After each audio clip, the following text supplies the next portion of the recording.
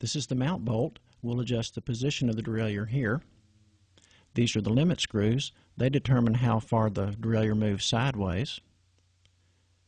This is the anchor bolt under which the control cable is fastened. This is the cage. And up here on the handlebars is the barrel adjuster used for adjusting cable tension.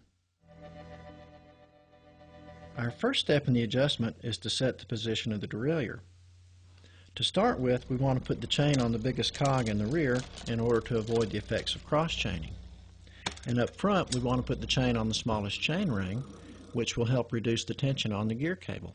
If the cable is still too tight after shifting to the small ring, you can loosen it more by unfastening the cable at the anchor bolt. Now we'll loosen the mount bolt in order to make the positioning adjustment. We want to position the derailleur so that it's parallel to the chain rings as shown here, and we also want it to be 3 millimeters above the chain rings.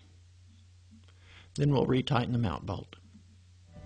The next step is to adjust the cable tension. If the shift from the small to the middle ring is hesitant as here, more cable tension is needed.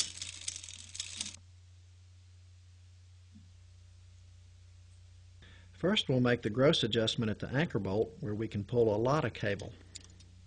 Then we'll fine-tune by letting the barrel adjuster out. And it'll shift crisply when the tension is right.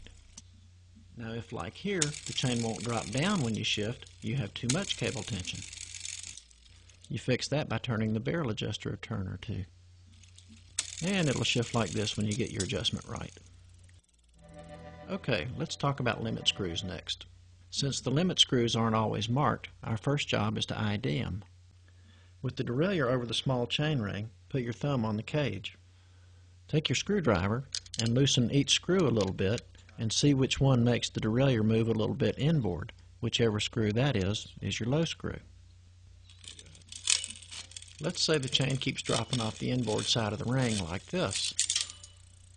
In this case, the derailleur is moving too far inboard and taking the chain with it. To fix this problem, you simply turn the low gear limit screw in a little bit. And the chain should stay on this time. Conversely, if the chain doesn't drop down when you shift, the derailleur isn't moving far enough inboard. So we'll turn the limit screw out a little bit and the derailleur will take the chain inboard with it. Next we'll adjust the high limit screw. For these adjustments, we want the chain to be in the small cog in the rear to again avoid the effects of cross-chaining. If the chain doesn't go up when you shift, then the derailleur is not moving far enough outboard. It may be that you need more cable tension, in which case you can let the barrel adjuster out a little bit. If that doesn't do the trick, then you'll need to let the high gear screw out a little bit. That'll move the derailleur farther outboard. If you let the screw out too far, the chain will come off on the outside. If it does, turn the screw back the other way a tad. Then it should shift just right.